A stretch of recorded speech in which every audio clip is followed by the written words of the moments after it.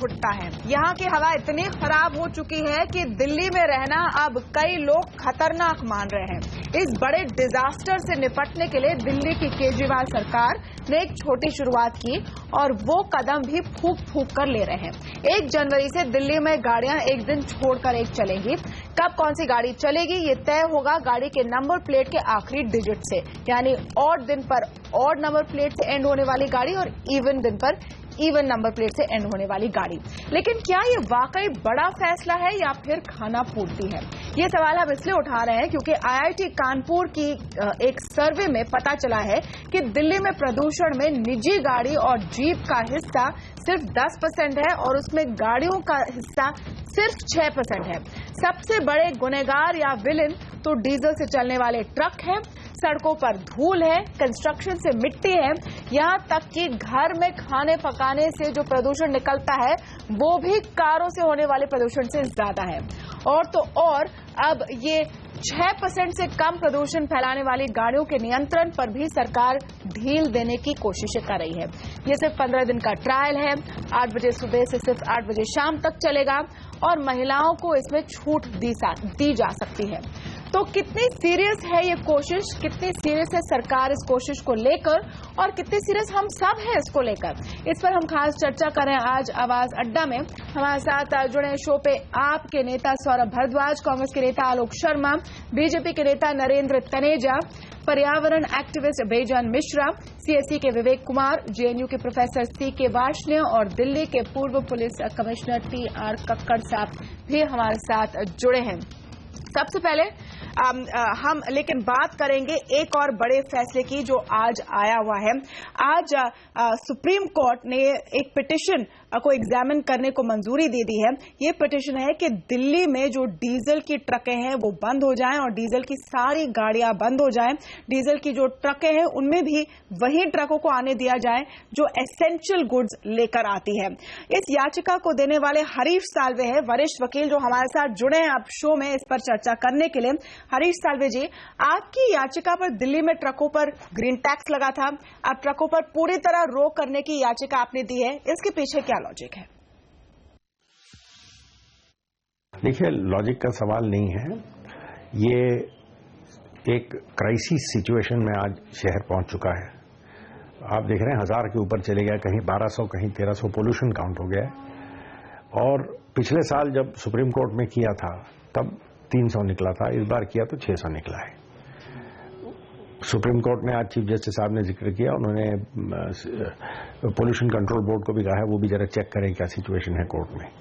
तो अगर इतनी क्राइसिस सिचुएशन होगी, ये तो शहर के शहर बंद हो जाते हैं इससे 1/10 पोल्यूशन पे। तो आज जो हमारी सिचुएशन है उसमें अगर कुछ दिनों के लिए जब तक ये एक्सट्रीम पोल्यूशन कम नहीं हो जाता, मौसम सुधर नहीं जाता, अगर ट्रक्स को बंद करना पड़ेगा बंद करेंगे। ये एनवायरमेंट कॉम्पनसेशन चार्ज इसलिए किया है कि लॉन्ग टर्म में जब तक ईस्टर्न वेस्टर्न बाईपास नहीं बनता, जो अभी एग्जिस्टिंग दूसरे रास्ते हैं दिल्ली छोड़ के, ट्रक्स उन पे जाएं। एक बार वो बन जाएंगे तो ये प्रॉब्लम सॉल्व हो जाएगा। पर अगर 4-6 हफ्ते के लिए ट्रक्स को बंद करना पड़ेगा तो बंद कर देंगे। ओके, तो अब जो अब तक हुआ है हरीश जी, उस पर भी थोड़ा हम बात कर रहे थे। 1 महीने से ज्यादा हो गए ग्रीन टैक्स को लगे, एयर क्वालिटी में कोई सुधार नहीं आया अब तक। ऐसे में क्या ये टैक्स असर नहीं दिखा पा रहा है, क्योंकि ग्रीन टैक्स को भी लेकर काफी लोगों में चिढ़ है? देखिए, एक मेजर से कुछ नहीं होने वाला। अव्वल तो ट्रक्स का जो योगदान है पोल्यूशन में वो 1/3 है। तो पर हर कदम जिससे पोल्यूशन कम हो सके वो लेना जरूरी है।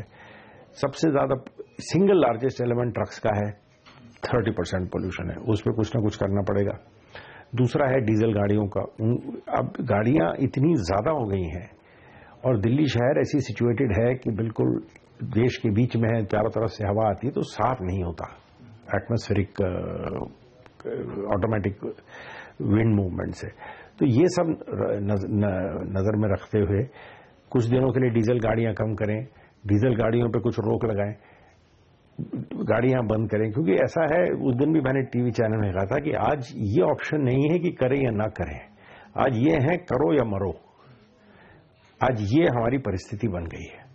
तो अगर इनकन्वीनियंस होगा तो लोगों को ये नहीं सोचना चाहिए कन्वीनियंस है या इनकन्वीनियंस है। लोगों को ये सोचना चाहिए कि ये इनकन्वीनियंस या आपकी लंग हमेशा के लिए बर्बाद हो जाए, आपके बच्चे बीमार पड़ जाएं, लोग हॉस्पिटल चल जाए, वो ज्यादा इनकन्वीनियंस है। और ये पोल्यूशन है, ये गरीब अमीर को नहीं बख्शेगा। इसमें ये नहीं कि आप अच्छे घर में रह रहे हैं, आप बड़ी गाड़ी में जा रहे हैं, सब मरेंगे इसमें। तो इसलिए लोगों को जिनके पास गाड़ियां हैं ये नहीं सोचना चाहिए कि किसी और के लिए ये किया जा रहा है, ये हर दिल्ली शहर के नागरिक के लिए किया जा रहा है। बहुत ही बढ़िया हरीश साल्वे जी, और शुक्रिया हमसे बात करने के लिए, हमें समय निकालकर ये समझाने के लिए कि आपने ये याचिका क्यों दायर की। और देखिए हरीश साल्वे क्या कह रहे हैं, वो कह रहे हैं कि वो समय चला गया कि हम सोचे ये करे या ना करे, अब तो हो गया है कि करो या मरो। तो फिर हम सवाल उठा रहे हैं कि जो हम कर रहे हैं क्या वो काफी है, और इतने फूक फूक कर कदम क्यों उठाए जा रहे हैं।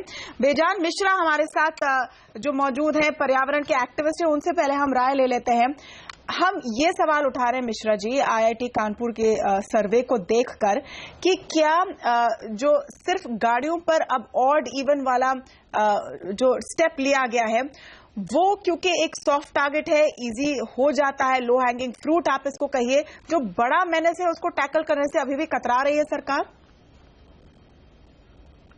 नहीं, देखिए ये बिल्कुल जाहिर हो जा रहा है कि सरकार नीतियों को एक कड़ी रूप से लागू करने का उनका पास क्षमता नहीं है। वो नीतियां बनाते हैं लेकिन लागू नहीं कर पाते हैं, ये कमी है। बड़े बड़े जो पोल्यूशन कंट्रोल बोर्ड वगैरह जिनको इतने भारी भारी तनख्वाह दिया जाता है, वो क्या काम कर रहे हैं इतने साल से, हमको ये नहीं समझ में आ रहा है एक नागरिक के अनुसार। दूसरा ये है कि हम लोगों कोई गिनी पिग नहीं है कि आप जब मर्जी जो चाहिए आप हमारे ऊपर एक्सपेरिमेंट कर लीजिए।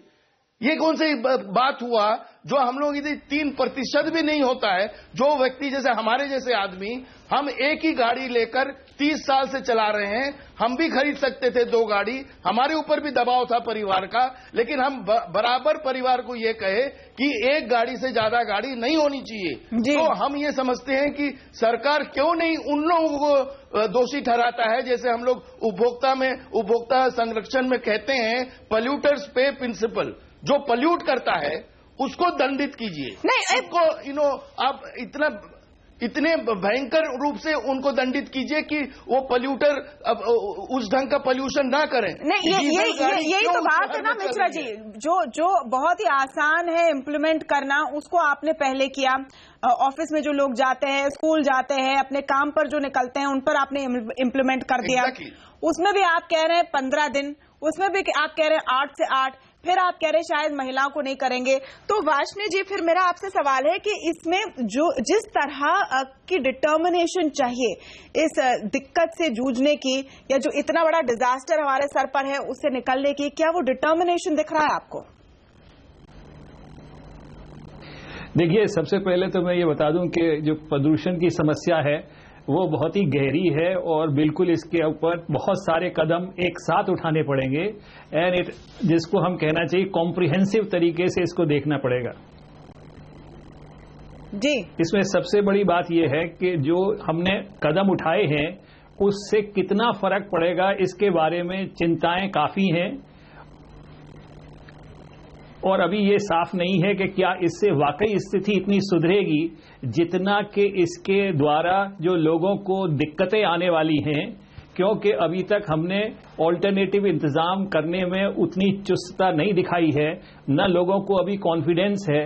और अगर आप देखें तो जो जाने वाली लोग हैं ऑफिस, खासतौर से दिल्ली से गुड़गांव, उनकी संख्या इतनी अधिक है, करीब 2.5 लाख लोग जाते हैं, तो इसके माने 1.25 लाख लोगों के लिए एडिशनल कैपेसिटी चाहिए जो कि पब्लिक ट्रांसपोर्ट में नहीं है। तो इन सब को देखते हुए जो दफ्तरों का काम है और जो शहर जिनको हम इकोनॉमिक इंजन कहते हैं, इंजन ऑफ इकोनॉमिक एक्टिविटी, तो उसके ऊपर भी एक बुरा प्रभाव पड़ेगा। तो इन सब को देखते हुए हमें एक खास तरीके से ट्रेड ऑफ के बारे में भी सोचना चाहिए कि क्या यही एक कदम है या इसके अलावा कुछ और भी हमारे पास साधन हो सकते थे। ट्रकों का मामला सबसे गहरा है और उसके लिए हमें चाहिए कि जो हमारी बाईपास रोड बननी है उनको हम बहुत तेजी से और पूरे परिश्रम के साथ जल्दी से जल्दी बनाएं। उम्मीद ये है जी। कि वो कभी बनेंगी, लेकिन इसमें हमको ये चाहिए कि आजकल रोड बनाने की क्षमता काफी बढ़ गई है। 8 से 10 किलोमीटर तक रोड रोज बन सकती पॉइंट है। उठाए, तो ये कुल मिला के मामला एक महीने के पॉइंट अंदर उठाए और उसको एक एक करके हम देखते हैं। जी, आपने काफी सारे पॉइंट उठाए, उनको एक एक करके हम देखते हैं ताकि समस्या को जड़ से खत्म किया जाए। जी जी, वाशनी जी, एक चीज मैं और बता देता हूं कि सर्दी के दिनों में बहुत सारे जो लोग हैं जो कि चौकीदारी करते हैं, रात को बहुत सारा बायोमास जलाते हैं, क्योंकि उनके पास में पूरी तरीके से कपड़े नहीं होते हैं और वो बड़े लोगों के लिए रखवाली के लिए रखे जाते हैं। तो हमें एक लगाना चाहिए कि जो इस तरह से अपने यहाँ चौकीदार रख रहे हैं उनको ये नेसेसरी हो जाए कि पूरे एडिक्वेटली उनके कपड़े हों, हेड गियर उनको मिलना चाहिए, बिल्कुल, ताकि इस तरीके का वाशनी जी, अब हम पूरे 1 घंटा इस पर डिस्कशन करने वाले। तो आपने बहुत सारे पॉइंट्स उठाए हैं, उनको हम एक एक करके थोड़े डिटेल में देखते हैं। इस बीच हमारे साथ जुड़ चुके हैं सीएससी के विवेक कुमार जी। हम अब तक यहाँ पर ये समझने की कोशिश कर रहे हैं कि जो पूरे पोल्यूशन में दिल्ली के 6% के आसपास की कंट्रीब्यूशन देते हैं वो है निजी गाड़ियां, उन पर ऑड इवन लागू करके क्या हासिल होने वाला है? क्या ये एक तरीका नहीं दिखाने के लिए कि देखिए हमने कुछ तो किया, लेकिन उसका कितना इम्पैक्ट दिखेगा आपके मुताबिक? जी, अगर आप ये आंकड़ा थोड़ा पुराना है, 2011 के दौरान मिनिस्ट्री ऑफ अर्थ साइंस ने एक स्टडी की थी जिसमें उन्होंने पाया कि जो PM 2.5 जो कि सबसे छोटा पार्टिकल होता है प्रदूषण का, उसमें उन्होंने पाया करीबन 45% गाड़ियों से आ रहा है और बाकी इंडस्ट्रीज, पावर प्लांट और रिफ्यूज बर्निंग, ये सारी चीजें हैं। तो ये, और नाइट्रोजन ऑक्साइड की अगर बात करें तो तकरीबन 60% है व्हीकल्स का शेयर। और अगर आप टॉक्सिक्स की बात करें, कैंसरस सब्सटेंसेस जो डीजल से निकलती हैं, जो कि वर्ल्ड हेल्थ ऑर्गेनाइजेशन ने कहा है क्लियरली कि this is causing lung, there are enough evidences that it causes lung cancer.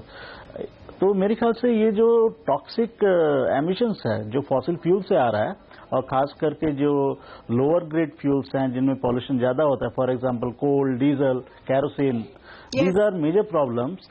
And Delhi में ये हुआ है कि CNG लाया गया, डीजल व्हीकल्स को रिप्लेस किया गया, ऑटो रिक्शाज जो 2 स्ट्रोक में चलते थे, पॉल्यूशन ज्यादा होता था, उनको रिप्लेस किया गया। पर हमने बिल्कुल इग्नोर कर दिया कि पैसेंजर व्हीकल्स में, कारों में, SUVs में डीजल का शेयर बढ़ता जा रहा था, इसमें हमने ध्यान नहीं दिया। नहीं, तो जो पॉइंट हम उठा रहे हैं विवेक कुमार जी, उस पर अगर आप अपनी राय दें, क्योंकि ये ऐसा टॉपिक है जिस पर इतना ज्ञान है, आप लोग सब बहुत ही वेल रिसर्च लोग हैं, लेकिन हम जो पिन पॉइंट करने की कोशिश कर रहे हैं, क्या पैसेंजर गाड़ियां असली विलन है? और अगर IIT कानपुर जिस स्टडी की हम बात कर रहे हैं, वो मेरे ख्याल से वही स्टडी है जिसके बेसिस पर ये सारी प्रक्रिया शुरू हुई है। वो 2011 में सरकार को दी गई थी, 2013 में सरकार को दी गई थी, दिल्ली की सरकार को, और उसके मुताबिक जो हिस्सा है निजी गाड़ियों का वो 10% से भी कम है, करीब 6% के आसपास है। तो उन पर ऑड इवन लागू करना क्या सही स्टेप है? मैं वो पर्सपेक्टिव मैं दे रहा हूँ सीजन के हिसाब से। जब आपका समर सीजन होता है उस समय विंड स्पीड काफी तेज रहती है और डस्ट काफी आता है जो डेजर्ट एरियाज से है, तो उस समय आपका व्हीकल का शेयर काफी कम हो जाता है। विंटर में आप देखेंगे विंड स्पीड जो है बहुत ही कम रहती है, तो इसमें तो ये सवाल नहीं होता कि बहुत लॉन्ग रेंज से आपका डस्ट आ रहा है। तो ये जो डस्ट जनरेट हो रहा है थोड़ा भी, ये गाड़ियों के मूवमेंट से हो रहा है और व्हीकल एग्जॉस्ट के कारण है। और दूसरे सोर्सेज डेफिनेटली मैं डिनाई नहीं करता हूं कि पावर प्लांट जो कि बदरपुर बंद किया जा रहा है, इसका भी एक कंस्ट्रक्शन, रिफ्यूज बर्निंग, डीजल की ट्रकें बर्न होता है, ये भी जरूर है, डीजल के ट्रक्स हैं, ये सारे जिम्मेदार हैं। और जब हम, और दूसरा ये है कि व्हीकुलर एमिशंस का जो कैलकुलेशन किया है, बिल्कुल डीजल कार्स की बात भी विवेक कुमार ने की, और डीजल कार्स पर हम स्पेसिफिकली आते हैं कि जो महंगी SUV चलाते हैं उसमें डीजल भरते हैं। एक पॉइंट में एग्जैक्टली मैं ऐड करना चाहता हूँ, diesel passenger cars should be banned, diesel passenger cars should be banned. जी नहीं, बट अगर आप, चीज मैं आपके सामने रखना चाहता हूँ, थोड़ा सा वक्त दें अगर 1 मिनट का जी। अगर आप व्हीकुलर एमिशंस की बात करें तो 2 व्हीलर्स से 30% और कारों से 20% का कंट्रीब्यूशन होता है, बिकॉज 2 व्हीलर्स की संख्या बहुत ज्यादा है। तो लगभग व्हीकुलर पॉल्यूशन की अगर बात करें तो about 50% is from 2 wheelers and cars. Okay, ठीक है। और जब आप ऑड एंड इवन पॉलिसी कर रहे हैं तो उसमें एक्सपेक्टेड है कि तकरीबन 50% vehicles will be of the road. नहीं तो आप कह रहे हैं फायदे होंगे, एक तो इनका प्रदूषण कम होगा। नहीं, आप इसको और वो ग्राफिक्स हम चलाते हैं। सीएनजी पूरे पोल्यूशन का जो हिस्सा वेहिकुलर पोल्यूशन का है उसका 50% गाड़ियां हैं और टू व्हीलर हैं, उसका एक हिस्सा सिर्फ गाड़ियां हैं और उसमें भी डीजल और पेट्रोल के वेरिएंट है। लेकिन कुल मिलाकर जो बात है कक्कड़ साहब, और आप अपने एक्सपीरियंस से हमें थोड़ा सा यहाँ पर इल्यूमिनेट कर सकते हैं कि 1 जनवरी से ये सब होने जा रहा है, और जैसे हमारे पैनल पर आप लोग कह रहे हैं कि डीजल की गाड़ियां आप बंद कर दीजिए, सब सीएनजी में शिफ्ट कर दीजिए, प्रैक्टिकलिटी कितनी है इसमें? देखिए जी, प्रदूषण का स्तर भयंकर है दिल्ली में और कुछ कदम उठाने पड़ेंगे और बहुत जल्द उठाने पड़ेंगे। पहले सरकार ने अनाउंसमेंट कर दी थी कि 1 जनवरी से ये लागू करेंगे ऑड इवन नंबर, बहुत अच्छी बात है। लागू करना मेरा ख्याल से जो सरकार कर रही है वो तो बहुत जरूरी है, करना है, लेकिन सरकार अगर पहले बाकी सब तथ्यों को उनको देख लेती, उसके बाद एक अनाउंसमेंट करते कि लुक हम लोग ये कर रहे हैं, पर डजंट मैटर, उनकी मंशा अच्छी है, करना चाहते हैं, करें, जरूर करें। मैं 3-4 चीजें बताना चाहता हूं कि क्योंकि एकदम बहुत जरूरी हो गया है, बहुत जरूरी है सब कुछ। तो देखिए, गाड़ियों का तो आपने कह दिया ऑड इवन डेज पे हो जाएगा, उसको इम्प्लीमेंट करने में कठिनाई होगी, लेकिन मेरा पूरा विश्वास है कि दिल्ली के हर व्यक्ति को इसका कुछ ना कुछ असर हो रहा है प्रदूषण का, तो वो उसमें साथ देंगे आपको। लेकिन इमीडिएट चीजें करने की मैं सुझाव दे रहा हूं इस वक्त। देखिए, आजकल परसों 25,000 शादियां थी, कल 50,000 शादियां थी। आप देखेंगे कि हर शादी के साथ एक बैंड चलता है और बैंड की एक ठेला होता है जिसके पीछे एक जनरेटर चल रहा होता है, stop it immediately, stop it immediately. दूसरा, दिल्ली में 1 लाख से ज्यादा जनरेटर सेट्स हैं, छोटे से बड़े, उनको चलाना बिल्कुल बंद करवाइए होटलों में और निजी जो जिनके जनरेटर है। अगर बिजली जाती है 1-2 घंटे, कह रहे हैं कि सब कुछ बंद कर दो, उसका ऑड इवन नहीं चलना चाहिए, उसका मैं कुछ नहीं कह रहा, मैं कह रहा हूं कि ये बड़ी परिस्थिति ऐसी है जबकि आपको बड़े गंभीरता से सोचना होगा और बड़े कड़े लेने हैं स्टेप्स, ताकि कम से कम अगले 10-15 दिन में आपको कुछ राहत मिल जाए। सिमिलरली आप देखेंगे कि ट्रक्स जो हैं जो बाहर से आते हैं, आपने उसका 300 रुपया किया है, उसको 300 रुपये से कोई फर्क नहीं पड़ रहा है, इसलिए कि अगर वो दूसरा रूट लेता है तो वो शायद 600 रुपया खर्च करेगा और ज्यादा डीजल पर। आप मेहरबानी करके इसको और बढ़ा दीजिए ताकि it becomes impossible for them और uneconomical for them to enter the city. And उसके बाद इट विल नेवर बिकम कि जो it will never become No, it will never become because it will be passed on to the consumers. I think it will be passed on to the consumers. एक minute, it will never become. They will keep paying that money. या तो अपने lungs consumer, या तो आप I think जो भी interfere कर रहे हैं, एंट्री बंद हो जानी चाहिए, अभी एंट्री बंद होनी चाहिए, आप या तो ट्रांसशिपमेंट होनी चाहिए, अपने आप या तो अपने लंग्स को, या तो आप बिल्कुल सही कह रहे हैं, या तो अपने लंग्स को खराब करिए या फिर थोड़ा पैसा ज्यादा दे दीजिए। ट्रांसशिपमेंट क्यों खराब करेंगे? आपकी अपनी है, क्यों खराब करेंगे? आपकी है, हम क्यों खराब करेंगे? आप ट्रांसशिपमेंट करिए, एक मिनट आप ट्रांसशिपमेंट करिए। सारे एक्सपर्ट की राय ये जो भी साहब हैं, बेजान मिश्रा जी बोल रहे हैं, पर्यावरण के एक्टिविस्ट थोड़ा पहले सुन लीजिए और आप सुन लीजिए मिश्रा जी, आपके बाद बात करिए। आप जबरदस्ती हमारे ऊपर करना पड़ेगा, इनकन्वीनियंस नहीं थोप सकते, स्टेप्स लेने पड़ेंगे, आप जबरदस्ती सुधार होगा, नहीं थोप सकते। आप हाफ हार्टेड लेना बहुत बड़ा हिस्सा है। अभी तक क्या कर रहे थे? अभी तक कहाँ सो रहे थे?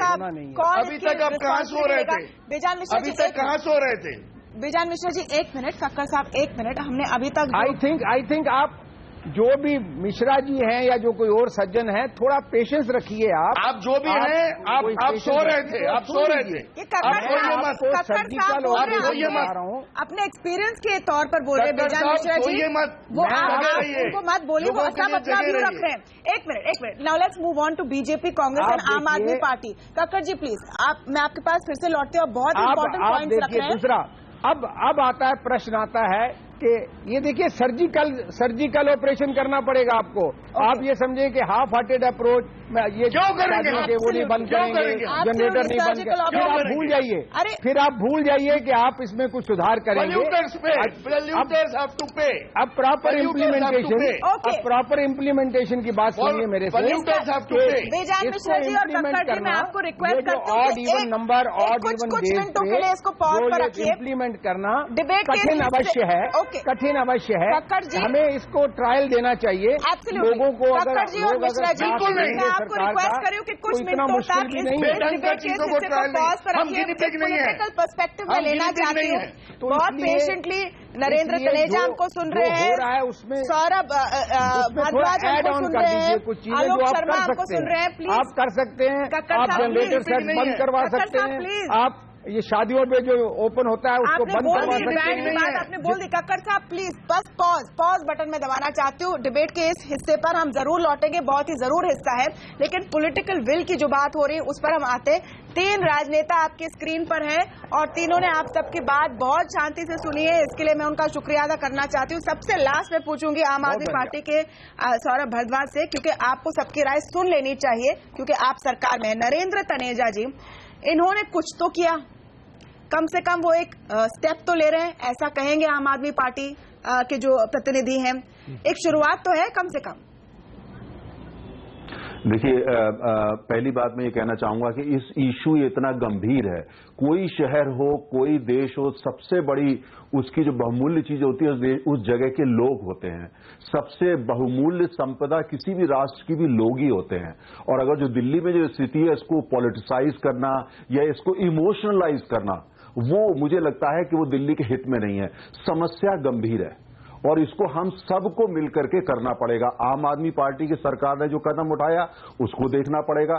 केंद्र सरकार ने बिल्कुल स्पष्ट किया है, वो बिल्कुल साथ में मिलकर काम करेगी। ऑड इवन पर आपका क्या कहना है? एक सेकंड। इसके साथ में मैं देखिए उसके अलावा जो समस्या है वो देखना पड़ेगा कि भाई ये इस तरह का जो कदम उठाने, मेरा ये कहना है, ये जो कदम उठाना है दिल्ली को लेकर, अगर हम गंभीर है और हमारे पास अनुभव है और हम इसको आगे लेके जाना चाहते तो नी जर्क रिएक्शन की जरूरत नहीं है। हमको वो सब करना पड़ेगा ठंडे दिमाग से, साइंटिफिकली पूरी सरकार शामिल हो। क्योंकि उसी में मैं एक सेकंड अब ये जो आप ऑड इवन कह रही हैं, ये देखिए इसको सब तरीके से देखा जा सकता है। मेरा ये मानना कि केंद्र सरकार को साथ नहीं लेना, जो दिल्ली के आसपास की सरकारें, हरियाणा है, उत्तर प्रदेश है, पंजाब भी इसमें शामिल है, इन सबको साथ लेकर के बैठ करके अच्छे लोग और एक कॉम्प्रिहेंसिव एंड कॉम्पोजिट रणनीति के तहत ये काम होना चाहिए। अगर आप इसने ऐसे किया, आपने एक बैठक करी दिल्ली से, मतलब केंद्र सरकार को भी नहीं बताया और आपने पड़ोस के जो राज्य है उनसे भी सलाह नहीं दी, आम आदमी पार्टी ने अपने मन में डिसाइड कर लिया, साथ में किसी को लिया नहीं। यह पॉइंट है बीजेपी के रिप्रेजेंटेटिव नरेंद्र तनेजा का। आलोक जी, आप क्या कहेंगे? आलोक शर्मा, कांग्रेस के नेता, जो 10 सालों में आप लोग ने सोचा नहीं, वो आज आके कम से कम कुछ शुरुआत तो कर रहे हैं। देखिए, ऐसा नहीं है। पर्यावरण को सुधारने के लिए और खासतौर पर दिल्ली की पर्यावरण को सुधारने के लिए बहुत से कदम लिए गए हैं। अगर 15 वर्षों का कांग्रेस का शासनकाल देखें तो हमने डीजल की बसों को यहां पर विरोध स्वरूप जलते हुए देखा था। सीएनजी आई थी, सीएनजी के समय पर भी कितना हाहाकार हुआ था, सब कांग्रेस के समय पे था।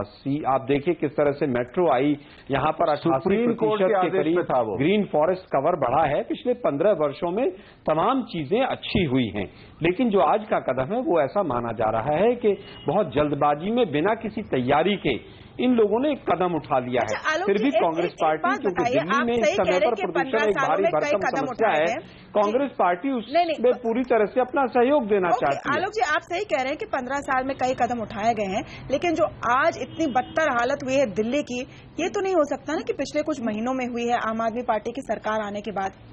जो पर्यावरण में खराबी हुई है वो तो साल दर साल गलत नीतियों की वजह से, अंधाधुंध कंस्ट्रक्शन की वजह से इसलिए हुआ ना ये हाल। ठीक है, मैं समझता हूं कि कंस्ट्रक्शन आज भी किसी ने रोकी नहीं है। कंस्ट्रक्शन को आप रोक नहीं सकते हैं।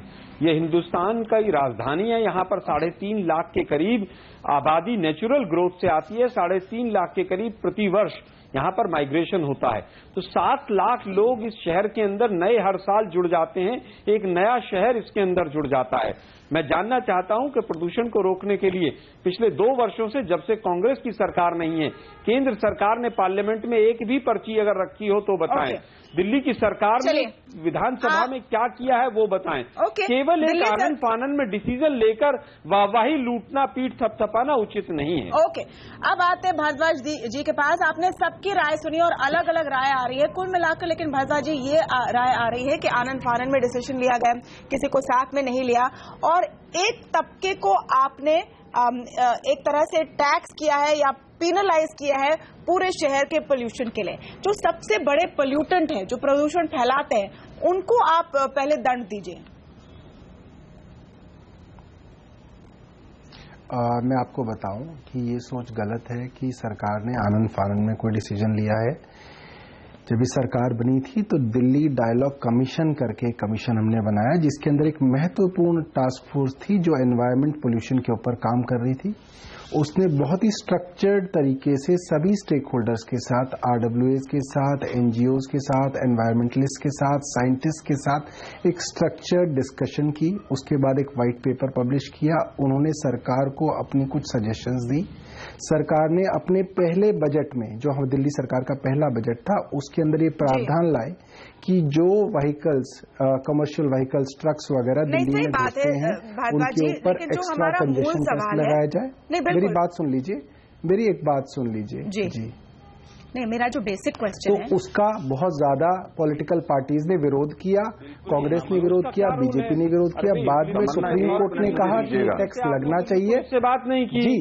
उसके बाद सुप्रीम कोर्ट ने कहा वो टैक्स लगना चाहिए। तब सब लोगों ने कहा पूरा जो हुआ पिछले कुछ महीनों में पूरा आप ऑर्डर हमें बताएं। देखिए भारद्वाज जी, आप मेरे इस सवाल का जवाब दीजिए कि जब निजी गाड़ियों का योगदान पूरे पोल्यूशन में रिलेटिवली कम है, मैं नहीं कह रही हूं कि बिल्कुल असर नहीं है, रिलेटिवली कम है, सबसे बड़े विलेन वो नहीं है, आप उन पर पहला कदम क्यों ले रहे हैं? हाँ जी भाई साहब। साथ भी क्यों आप आनन फानन में या पूरी तरह से कदम नहीं ले रहे? आप कह रहे हैं सिर्फ 15 दिन के लिए करेंगे, फिर आप कह रहे हैं कि 8 से 8 तक करेंगे, फिर आप कह रहे हैं कि महिलाओं को उसमें छूट भी दे देंगे। तो मतलब क्या है ना, सिंबॉलिक लग रहा है ज्यादा।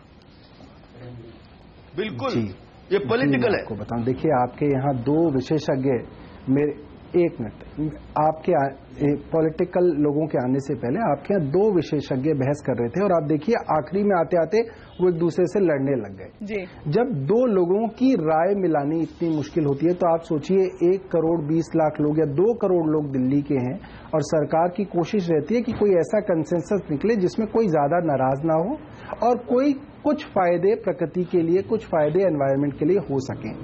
सरकार ने अपनी सोच समझ से जैसा करना चाहा वैसा आगे रखा। बहुत सारे लोगों की राय मिली, मीडिया वालों की राय मिली, कांग्रेस भाजपा के मित्रों की राय मिली और धीरे धीरे सरकार सबकी राय को अकोमोडेट करती हुई एक प्लान आगे रख रही है। बता रहे हैं आपके बीजेपी और कांग्रेस के मित्र कह रहे हैं हमें तो कुछ बताया नहीं, वो रिस्पॉन्ड करना चाह रहे, लेकिन एक छोटा सा ब्रेक लेना ही होगा। मैं लौट रही हूं, तुरंत जाएगा नहीं।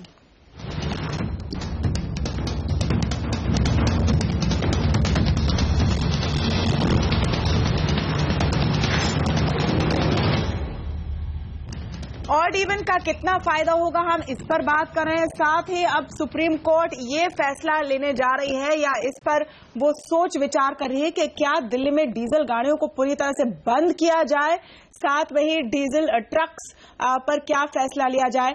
इस सब पर हम चर्चा कर रहे हैं। आवाज अड्डा में हमारे साथ हमारे जानकार जुड़े हैं नरेंद्र तनेजा और आलोक शर्मा। आपने सुनी कि आम आदमी पार्टी की क्या राय हो रही थी। उन्होंने कहा कि उन्होंने कुछ तो फैसला लिया है, एक बोल्ड कदम लिया है, सोच समझ के लिया है। इस वक्त आप लोग को सपोर्ट करना चाहिए। तनेजा जी। नहीं देखिए तमन्ना देखिए, सौरभ ने कहा कि उनके पास एक वो नॉलेज कमीशन है। नॉलेज कमीशन को बने जुम्मा 7 दिन हुए हैं, मतलब बहुत कम समय हुआ है और ना उनकी कैपेसिटी है ना उनके पास इंफ्रास्ट्रक्चर। इतने बड़े मसले पे, दिल्ली की इतनी भारी आबादी, दिल्ली की आबादी जो है कई देशों से ज्यादा है, उसके ऊपर इतना बड़ा, उसके जो उनको चाहिए था वो तैयारी चाहते हुए सिंसियर होते भी तो कर नहीं सकते थे। केंद्र सरकार से दूर रहे, राज्य आसपास की सरकार से दूर। मेरा ये कहना है हो सकता है उनकी नियति अच्छी हो, मैं उसके आगे प्रश्न चिन्ह नहीं लगा रहा, लेकिन जो समस्या वो इतनी विशाल है और उसमें और केंद्र दिल्ली जो है आपको पता है किस तरह का प्रदेश है। दिल्ली कोई उत्तर प्रदेश मध्य प्रदेश की तरह तो नहीं है। बिना केंद्र सरकार के साथ मिले, लेफ्टिनेंट गवर्नर के साथ मिले, मिनिस्ट्री ऑफ होम के साथ मिले आप इंप्लीमेंट भी नहीं कर सकते, आगे भी नहीं जा सकते। इन्होंने कुछ वो नहीं किया। एक सेकंड तनेजा जी, बस एक पॉइंट में रखना चाह रही हूँ, बस एक पॉइंट मैं आपके सामने रखना चाह रही हूँ कि ये ऐसी कोई इवेंट तो नहीं है ना कि जैसे शादी में आपने ठीक से बुलाया नहीं, घर आकर इनविटेशन कार्ड नहीं दिया। ये एक क्राइसिस है, अगर इसमें कोई फॉर्मेलिटी स्किप भी हो गई हो तभी ओवरलुक नहीं करना चाहिए, सबको साथ में आना है इस वक्त। तमन्ना आपने मुझे गलत समझा, मैं वो नहीं कर रहा। मैं ये कह रहा हूं कि समस्या इतनी व्यापक है कि उसके लिए इनको जितने साधन और जितने रिसोर्सेज और जो कैपेसिटी की जरूरत थी उसका ताना बाना पहले बनाना जरूरी था। मैं ये कह रहा हूं, मैं ये और कुछ नहीं कह रहा। दूसरी बात मैं बहुत जल्दी कह रहा हूं, हमारे मित्र कांग्रेस के बैठे हैं, मेरा ये कहना है कि दिल्ली में आप किसी से पूछिए 10 साल के अंदर पूरे दिल्ली के अंदर इन्होंने आंख बंद करके रखी और पूरे दिल्ली में डीजल की गाड़ियां झोंक दी। इन्होंने क्यों नहीं कदम उठाए? इन्होंने कहा कि सीएनजी ये लेके आए, क्या बात कर रहे हैं आप रोक दीजिए ना। वो तनेजा जी आप जो है ना बिना आधार के आरोप लगा रहे हैं। आप मुझे केवल ये बता दीजिए कि आपको सरकार में आए लगभग 1.25 साल हो गए हैं, आप रोक दीजिए। आपने कौन सा कानून बनाया है कि डीजल की गाड़ियों को दिल्ली के अंदर रोक दिया जाए? एक सेकंड, केवल आरोप लगा देने से कुछ नहीं होगा। एक एक करके बोलेंगे प्लीज। आलोक जी, आपको पूरा वक्त मिलेगा जवाब देने का, आई प्रॉमिस। तो मैं नहीं करूंगा, मैं आपको पूरा वक्त मिलेगा जवाब देने का, आई प्रॉमिस। नरेंद्र तनेजा, आप प्लीज अपना पॉइंट खत्म कीजिए, फिर आलोक जी के पास। मेरा ये कहना है कि कांग्रेस सरकार, कांग्रेस जो थी उसमें उस समय में आप आंकड़े उठाकर देख लिए, डीजल गाड़ियां आई, डीजल गाड़ियों को इंसेंटिवाइज करा गया।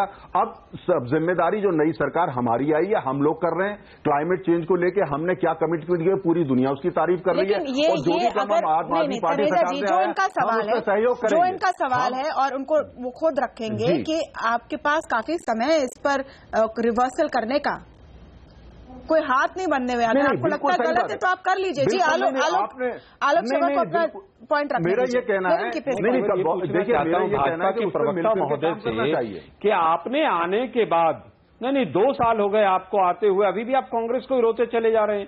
अरे कांग्रेस ने क्या क्या किया है देश ने देखा है।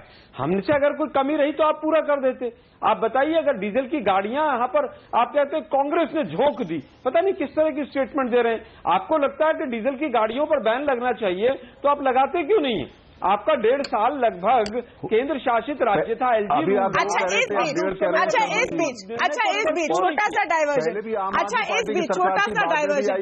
इस पैनल पर जितने भी सज्जन बैठे हुए हैं, मैं आप सबसे पूछना चाहूंगी कि कितने लोग यहाँ पर डीजल की गाड़ियां लेकर यहाँ या तो स्टूडियो आए हैं या डीजल की गाड़ियां रखते हैं? कोई ओन अप करना चाहेगा? किनकी है डीजल की गाड़ियां? चलिए, आलोक शर्मा कम से कम ओन अप कर रहे हैं, कक्कड़ साहब कर रहे हैं। कक्कड़ साहब अब कहिए, क्योंकि आपने कहा कि जो बैंड बज रहे हैं शादी में, और अब शादी का सीजन है दिल्ली की सड़कों पर, आई एम श्योर बहुत सारे बैंड बाजे बारात चल रहे हैं, उनको आप रोक दीजिए, कई चीजें रोक दीजिए। आप अपनी गाड़ी गिव अप करने को तैयार है? मैं अपनी गाड़ी बिल्कुल उसको इम्प्लीमेंट करूंगा। ऑड और इवन नंबर, मेरे पास एक इवन नंबर पेट्रोल व्हीकल है, उसको चलाऊंगा, ऑड नंबर को चलाऊंगा जैसे ये कहेंगे, जैसे सरकार कह रही है बिल्कुल उसको इम्प्लीमेंट करूंगा। मैं क्यों नहीं करूंगा? मैं भी शहरी हूं, मैं भी चाहता हूं कि प्रदूषण कम से कम फैले, क्यों नहीं करूंगा? मैं जो चाहता हूं कि सारे दिल्ली वासी इस तरह सोचें और इस तरह के प्रतिबंध लगाए गए हैं तो उनका पालन करें, उनका पालन करें और देखें कुछ कठिनाइयां अवश्य करें। क्यों करेंगे? इम्प्लीमेंटेशन में हम नहीं करेंगे। मिश्रा जी नहीं करेंगे तो हम नहीं करेंगे, खराब हो जाएगी। मिश्रा जी नहीं करेंगे तो सबकी हम नहीं करेंगे। आप देखिए, हम नहीं करेंगे। क्यों नहीं करेंगे मिश्रा जी? सबकी हालत खराब हो जाएगी। आप हम बता रहे हैं, हम बता रहे हैं हम क्यों नहीं करेंगे। हम बता रहे हैं हम क्यों नहीं करेंगे। बताइए। हम बता रहे हैं हम क्यों नहीं करेंगे। बताइए। हम जब गाड़ी खरीदे उस समय हमको किसी ने नहीं कहा था कि हमको ऑड इवन में चलना होगा, नंबर 1। ओके। नंबर 2, हम जब ड्राइवर को नियुक्त किए, हम उसको ये कह के नहीं नियुक्त किए कि वो 15 दिन चलाएंगे और 15 दिन नहीं चलाएंगे। ओके। हमने इन्वेस्टमेंट इसलिए किया क्योंकि हमको मालूम है कि हमको एक गाड़ी से हमको चलाना होगा हम घर में 2 या 3 गाड़ी रख नहीं सकते हैं और रखेंगे भी नहीं। हम ये कह रहे हैं कि हम यदि एक डिसिप्लिन्ड सिटीजन के नाते, हम यदि डिसिप्लिन के साथ, हम यदि एनवायरमेंट को प्रोटेक्ट करने के लिए तैयार हैं, जो लोग नहीं कर रहे हैं उनको आप दंडित कीजिए। जो 2 गाड़ी रख रहे हैं, जो 3 गाड़ी रख रहे हैं, जो डीजल गाड़ी चला रहे हैं, उनको आप प्रतिबंध लगाइए। अब आते हैं सौरभ भारद्वाज के पास, क्योंकि बहुत इंपॉर्टेंट पॉइंट्स यहाँ पर आई है। सौरभ भारद्वाज जी, नंबर 1 कि जब आपने डीजल की गाड़ियां बेचने की परमिशन दी हुई है और देश में डीजल की गाड़ियां बिकती हैं, तो उसको आप खरीदने से कैसे रोक सकते हैं? जिन लोगों ने खरीदना है उनको आप कहेंगे गाड़ी मत खरीदे, और इस वक्त मेरे ख्याल से कार कंपनियां आप लोगों को थैंक यू कार्ड भेज रहे होंगे, क्योंकि 1 जनवरी के बाद शायद उनकी दुगनी हो जाएंगी। सब कहेंगे मेरा ऑड है, इवन वाली गाड़ी ले लो। करप्शन कितना होगा ये हम अंदाजा नहीं लगा सकते, क्योंकि नंबर प्लेट के लास्ट डिजिट के लिए लोग कहेंगे हमें ये डिजिट चाहिए भाई, एक लास्ट डिजिट वाली है 1 नंबर, अभी हमको 4 दे दो। तो आपने कितनी एक पेंडोरास बॉक्स खोल रखी है, क्या इसके बारे में आप लोगों ने सोचा है? जी जी जी जी मैं आपको बताऊं कि अब तक इस देश में जितने भी कठोर कदम उठाए गए हैं पोल्यूशन के खिलाफ, कोई भी कदम आप उठा लीजिए, सब के सब सुप्रीम कोर्ट द्वारा उठाए गए हैं। चाहे वो सीएनजी का कन्वर्जन हो, चाहे वो कानपुर के अंदर टैनरीज को बंद करने की बात हो, चाहे वो मथुरा के अंदर ऑयल रिफाइनरीज को बंद करने की बात हो, या कहीं पे लाइमस्टोन की क्वेरीज को बंद करने की बात हो। क्योंकि जो सरकारें लोगों द्वारा चुन के आती हैं वो इस तरीके के कठोर कदम नहीं उठा सकती, और दूसरे कई बार सरकारों की तरफ उंगली उठती है। फर्ज कीजिए अभी अभी सुप्रीम कोर्ट ने कहा है कि आप 10 साल पुरानी डीजल व्हीकल्स बंद कर दीजिए। अगर ये चीज करनी होगी तो मुझे नहीं लगता मिश्रा जी अब सुप्रीम कोर्ट को कह पाएंगे कि जब मैंने डीजल की गाड़ी खरीदी थी तो क्या सुप्रीम कोर्ट ने मुझे बताया था। इस तरीके की जो आर्गुमेंट है भी नहीं चलती, और साधारण तौर पर दलीलें बेकार की दलीलें। मैं पॉइंट ये कहता हूँ, सुप्रीम कोर्ट क्यों जाना बताना चाहता हूँ कि जब सुप्रीम कोर्ट क्यों जाना पड़ रहा है, कहता हूँ कि जिस वक्त हमको सुप्रीम कोर्ट क्यों जाना पड़ रहा है, हमको सुप्रीम कोर्ट क्यों जाना पड़ रहा है, मिश्रा जी उनको बताने दीजिए। सुप्रीम कोर्ट क्यों जाना पड़ रहा है? आप क्यों नीति बनाते हैं जो सही ढंग से लागू हो सके? आप क्यों इस सब पोल्यूशन कंट्रोल बोर्ड वगैरह क्या कर रहा है? देखिए उनका क्या काम है? उनको आंसर करने दीजिए, उनको आंसर करने दीजिए। तो फिर देखिए क्या आप वो काम नहीं करेंगे, वो अपना जिम्मेदारी नहीं करेंगे, और वो आप चाहेंगे नागरिक उसके लिए भुगतान करें। तमन्ना ये नहीं हमको नहीं समझ में आ रहा आप लोग किस तरह का। नहीं देखिए क्या यहाँ सब जानकार बैठे हैं, हम कोई स्कूल टीचर है नहीं कि हम सबको चुप कराएं, लेकिन आप खुद ही सोचिए कि अगर आप एक साथ बोलेंगे तो किसी को क्या समझ में आएगा। इसी एक अपील के साथ मैं एक ब्रेक लूंगी, लौटूंगी जल्दी, और उम्मीद करेंगे कि सबके पॉइंट साफ सुथरे स्क्रीन पर नजर आए। लौटेंगे जल्दी।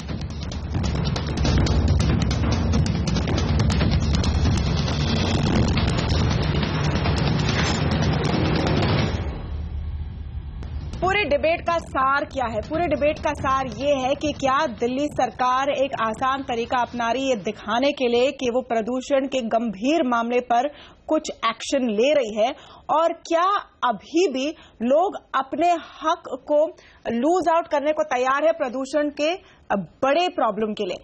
इस पर जाकर पूरा निचोड़ निकल रहा है इस डिबेट का। और वाशनी जी, इस पर मैं आपसे पूछना चाहूंगी, क्योंकि हमने जिस तरह के व्यूज देखे हैं, कुछ लोग कह रहे हैं कि अगर हमें कल कहें कि हमारी गाड़ी आप घर पर रखो, और डीजल गाड़ी का एक्सेप्टेंस सिर्फ 2 लोगों ने या एक्सेप्ट किया या एडमिट किया कि उनकी डीजल गाड़ियां, शायद और भी होंगे, क्या वो उसको गिव अप करेंगे? आपको लगता है ये सबसे बड़ी प्रॉब्लम हमारी इस वक्त इस बैटल में, मानसिकता? देखिए, मैं समझता हूं कि प्रदूषण को रोकने के लिए जो भी यथासंभव हमें करना है उसके लिए हमें त्याग करना पड़ेगा। लेकिन सवाल ये उठता है कि क्या सिर्फ गाड़ी एक और या दूसरे नंबर की जो अलग अलग दिन चलेगी, इसके करने से समस्या सुधर जाएगी और एयर क्वालिटी इंप्रूव हो जाएगी? तो मैं कहूंगा इसमें बहुत बड़ी शंका है। इसके साथ में हमें कई सारे और कदम लेने पड़ेंगे, जिसमें कि हम सोच सकते हैं कि बिना किसी दिक्कत के और बिना किसी मुसीबत के हो सकता है। कक्कड़ जी ने कुछ बताया कि डीजल की जनरेटर सेट्स को बंद करना चाहिए, जिनका कि प्रदूषण बहुत ज्यादा होता है। नहीं तो फिर आप बिजली दीजिए, कहूंगा कि सर्दी के दिनों जनरेटर सेट क्यों इस्तेमाल करते लोग? आप बिजली दीजिए 24 घंटे, क्योंकि रात में जो प्रदूषण होता है वो सारी रात वो सारी रात हैंग करता है, क्योंकि उस वक्त जो मेट्रोलॉजी की कंडीशन है वो ऐसी है कि वो ज्यादा फैल नहीं सकता है। तो इसकी वजह से कई सारी ऐसी छोटी छोटी चीजें जिनको हमको औरों को भी साथ लेके चलना पड़ेगा, तब जाकर के थोड़ा बहुत असर होगा। और दूसरा, जो आसपास की जो हमारी राज्य हैं उनसे भी हमको बात करनी होगी कि पोल्यूशन बाहर से भी आता है और दिल्ली का पोल्यूशन दूसरे राज्यों में भी जाता है, और हवा के रुख बदलने से ये उल्टी डायरेक्शन में विवेक कुमार जी कॉम्प्रिहेंसिव तरीके से करना है जी। विवेक कुमार जी, संक्षेप में मैं सिर्फ ये कहूंगा, संक्षेप में मैं ये कहूंगा कि ये जो कार का सिर्फ अगर इसी के ऊपर हम निर्भर करना चाहते हैं तो अपने में ये पूर्ण नहीं है, और इससे वातावरण का जो हम उम्मीद कर रहे हैं कि सुधरेगा, उसके अंदर बहुत ज्यादा सुधार आने की संभावना नहीं है। विवेक कुमार जी, संक्षेप में प्लीज जवाब चाहूंगी, जितनी गंभीरता दिखनी चाहिए क्या वो दिख रही है? जी, मैं एक बात कहना चाहता हूं कि जो इमरजेंसी रेस्पॉन्स सिस्टम होता है, जो भारत में पहली बार एक्टिवेट किया जा रहा है इस दौरान, ये बाकी के कई शहरों में शुरू से ही किया जा रहा है, और इसमें गाड़ियों में एक्शन होता है, दूसरा डीजल व्हीकल्स में एक्शन होता है, इंडस्ट्रीज में होता है, पावर प्लांट्स में होता है। तो ये मेरे ख्याल से एक तरह का डिजास्टर मैनेजमेंट सिस्टम है, और इसमें इतना वक्त नहीं होता है, बिकॉज अगर आज की तारीख में आपका रेड अलर्ट है एयर पॉल्यूशन में, तो आपको आज ही एक्ट करना पड़ेगा। और मैं ये कहना चाहूंगा कि सारे जो सोर्स हैं जो कि हमारे हेल्थ को प्रभावित करते हैं, उन सब पर एक्शन होना चाहिए, बिकॉज एक्सपोजर लेवल की अगर बात करें, रेड अलर्ट की आपने जो बात की, रेड अलर्ट की जो आपने बात की, और भारद्वाज जी, जिस तरह बीजिंग में रेड अलर्ट साउंड किया गया, वहां पर 3 दिन के लिए स्कूल बंद वगैरह वगैरह, और यहां पर हालत तो और भी खराब है, वैसा रेड अलर्ट क्या आप कर पाएंगे? इसमें भी आपको केंद्र की सहायता चाहिए, अब उस लेवल का एक्शन चाहिए। बस 15 दिन के लिए ऑड इवन करने से बात नहीं बनेगी। जी, मुझे लगता है कि थोड़ी सी गलतफहमी है कुछ लोगों को। सरकार ने बहुत सारे कदम उठाए हैं। थर्मल प्लांट्स को बंद किया जा रहा है, दादरी के थर्मल प्लांट को बंद करने की बात की जा रही है, वैक्यूम क्लीनर से सड़कों को साफ करने की बात की जा रही है, ट्रकों का टाइम 9 बजे की बजाय 11 बजे करने की बात चल रही है। इसके अलावा ऐसे बहुत सारे कदम है, उसमें ऑड और इवन इकलौता एक अलग कदम है जिससे थोड़ी सी परेशानियां लोगों को बढ़ेंगी। मुझे खुशी है कि केंद्र सरकार के गृह मंत्री से हमें बहुत अच्छे सकारात्मक कदम मिलने की आशा हो रही है। वेंकैया नायडू ने भी बहुत सकारात्मक बातें कही हैं। मुझे दुख है कि कांग्रेस के साथी बहुत नेगेटिव है और पेसिमिस्ट है। मुझे लगता है उनको भी इस चीज में हमारे साथ जोड़ना चाहिए। जी, यहाँ पर नरेंद्र तनेजा जो बेसिक क्वेश्चन उठा रहे हैं, बेजान मिश्रा भी उठा रहे हैं और कक्कड़ साहब भी उठा रहे हैं कि इसका खामियाजा कौन भुगतेगा, और क्या इसका खामियाजा फिर से आम आदमी भुगतेगा? आप उनके जनरेटर बंद कर देंगे तो क्या आप 24 घंटे बिजली दे रहे हैं? आप ऑड इवन करेंगे तो क्या आप उनको अच्छी ट्रांसपोर्ट सिस्टम दे रहे हैं? क्या आप विकल्प दे रहे हैं लोगों को? नहीं, देखिए तमन्ना, दिल्ली सरकार ने एक पहल करी है, भारतीय जनता पार्टी की सरकार ने कहा है हम सहयोग करेंगे। हमें ये देखना है सबने मिलकर के कि दिल्ली की जो जनता है उसका स्वास्थ्य भी अच्छा रहे और उसको असुविधा भी ना हो। एक बात मैं और कहूंगा, ये बड़ा मसला है और इसमें हमें मैं इस बात का प्रस्ताव सौरभ जी को पहले भी बोल चुका हूं कि दिल्ली के मुख्यमंत्री को ऑल पार्टी मीटिंग बुलानी चाहिए और आसपास के चीफ मिनिस्टर्स को भी बुलाना चाहिए और जो स्टेक होल्डर है सिविल सोसाइटी उनको भी बुलाना चाहिए। हम सबको मिलकर इसका समाधान ढूंढना पड़ेगा और सब कुछ असुविधा होगी, चाहे वो पॉलिटिकल पार्टी हो चाहे आम जनता हो, थोड़ी थोड़ी असुविधा सबको होने वाली है, लेकिन हमें समाधान अपने लिए ढूंढना है। जिसके घर में 2 से 3 गाड़ियां हैं, क्या उसको ज्यादा असुविधा होगी या जिसकी एक गाड़ी है उसको असुविधा होगी? और एक छोटा सा ब्रेक लेंगे, लेकिन ब्रेक के बाद दिल्ली है वीआईपी शहर, जितने कॉन्वॉय चलते हैं, क्या उनको काटने के बारे में आप लोग सोचेंगे? इसका हम जवाब मांगेंगे छोटे से ब्रेक के बाद।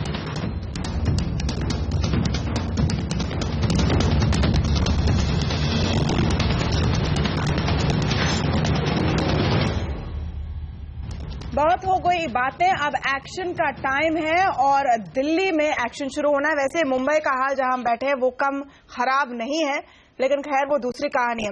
आलोक शर्मा जी, दिल्ली के बारे में हम मुंबई वाले अक्सर कहते हैं मजाकिया अंदाज में कि अगर ट्रैफिक पुलिस ने किसी को रोका तो वो पहले कहते हैं आपको पता नहीं कि मेरे पिता कौन है, मेरे चाचा कौन है, मेरे भाई कौन है। तो आपके वीआईपी कल्चर वाले शहर में क्या पहला जो एक सिंबल नहीं होना चाहिए पॉलिटिकल पार्टीज के जरिए कि हम अपनी कॉन्वॉय काट देंगे? जितनी गाड़ियां हमारे साथ चलती है हम निकाल देंगे। हर पॉलिटिशियन, हर नेता आकर कहे कि आज से हम एक ही गाड़ी रखेंगे और हम भी ऑड इवन में जूझेंगे सबके साथ, तब लोगों को लगे कि हमारे साथ कोई है। देखिए तमन्ना जी, बेहतर रहता है ये प्रश्न आप दोनों रूलिंग पार्टीज जो हैं उनसे पूछते, लेकिन अगर आपने प्रश्न मुझसे पूछा है तो मैं समझता हूं कि बीजेपी और आम आदमी पार्टी के नेता अगर इस चीज में कोई भी पहल करेंगे तो कांग्रेस पार्टी उसका स्वागत करेगी, और पहले भी कांग्रेस पार्टी ने इस दिशा में कई कदम उठाए हैं। मैं केवल ये जानना चाहता हूं कि आप जो कह रहे हैं कि साहब कांग्रेस नकारात्मक अपना रुख अपना रही है, हम केवल ये कह रहे हैं कि आप डाइवर्ट मत कीजिए प्लीज आलोक जी। ये लास्ट हिस्सा है पूरे डिबेट का और इस पॉइंट पे मैं आना चाहती हूँ, सारे पैनलिस्ट के बाद मैं आना चाहती हूँ। क्या आप आलोक जी और आप तनेजा जी और आप सौरभ भारद्वाज आज कहने को तैयार है कि हम एक ही गाड़ी रखेंगे और जो हमारे टॉप नेताज हैं उनसे भी कहेंगे कि कॉन्वॉय हटाइए और ऑड इवन में एक दिन छोड़कर एक हम भी पब्लिक ट्रांसपोर्ट सिस्टम को टेस्ट करेंगे दिल्ली के? सौरभ। तमन्ना जी मेरे पास मेरा ये कहना है जी, मिस्टर तनेजा पहले चलिए। मिस्टर तनेजा। तमन्ना, मेरा ये कहना है कि वो लोग जिनको सिर्फ जो हमारे प्राइम मिनिस्टर, राष्ट्रपति या जो कुछ एक गिने चुने लोग जिनको सिक्योरिटी थ्रेट बहुत ज्यादा है, उसके अलावा बाकियों का कॉन्वॉय के बारे में बिल्कुल बात होनी चाहिए और उसको खत्म करना चाहिए। दूसरी बात मैं कहना चाहता हूँ, आप बात एक सेकंड, नहीं, वो मैं कह रहा हूँ कि जहां भी जरूरत नहीं है उसको खत्म करना चाहिए। अच्छा, दूसरी बात यह है कि मेरा ये कहना है कि जिनका सिक्योरिटी जो परसेप्शन है उसके हिसाब से होना चाहिए, प्राइम मिनिस्टर, प्रेसिडेंट और जो कुछ लोग हैं, लेकिन बाकियों का खत्म होना चाहिए। संस्कृति एक चीज, मेरा जहां तक नहीं, मेरा व्यक्तिगत मानना है, आपने मेरे से पूछा, मैं आपको साथ शेयर कर रहा हूं और मैं नेशनल टीवी पे आपको कह रहा हूं, मैं बाजार में हूं, मैं ढूंढ रहा हूं अमित शाह जी के कॉन्वॉय में कितनी गाड़ियां चलती हैं कि जिससे कि और सारी की सारी वो डीजल की कार की तलाश में हूं। मैं देखिए, अगर एक मिनट मुझे बात करने दीजिए, आपने थोड़ा समय दीजिए। मेरा ये कहना है कि आप एक गाड़ी की कार की बात कर रही हैं, मैं खुद बाजार में हूं, मैं कोशिश कर रहा हूं कि मैं इलेक्ट्रिक कार ले सकूं, कहीं मुझे मिल सके, जिससे क्योंकि मेरा मानना है कि समाधान हमको अंततः इलेक्ट्रिक कार्स, इलेक्ट्रिक बसेस की तरफ ही जाना पड़ेगा, क्योंकि दिल्ली की समस्या यूनिक है। इलेक्ट्रिक ट्रांसपोर्ट ही भारत का दिल्ली का सोल्यूशन है। ओके, नहीं तो सौरभ, इस पर मुझे आपका जवाब नहीं मिला। आप तो वीआईपी कल्चर के खिलाफ आपकी पूरी पार्टी स्टैंड करती है, खुद के साथ आप शुरू कीजिए ना, फिर लोगों को कहिए कि आप बस में लटके आप जी हमारे आप बॉम्बे में रहते हैं इसलिए आपको नहीं मालूम, हमारे किसी भी मंत्री का कॉन्वॉय नहीं है, सब अपनी एक ही गाड़ी में चलते हैं। मुख्यमंत्री के पास एक एस्कॉर्ट कार होती है, उसके अलावा किसी के पास कोई कॉन्वॉय नहीं है, फिलहाल भी नहीं है।